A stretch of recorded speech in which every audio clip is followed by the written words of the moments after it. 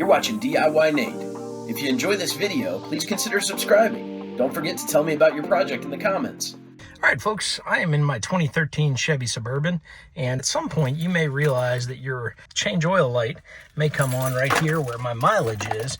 And if you come across that, let's go ahead and see there where it says odometer, you might come across it saying you're due to change the oil soon, even though you've changed the oil most recently. Well, to fix that problem, all you're going to do is you're going to take your key over here and you're going to move it to the on position right there.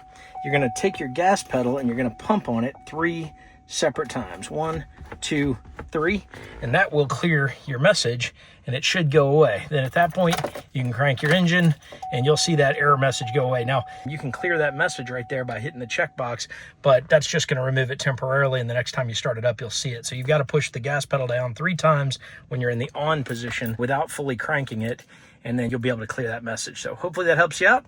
Good luck to all y'all getting your cars in order and get your oil serviced. Have a great day. Thanks for watching DIYNate.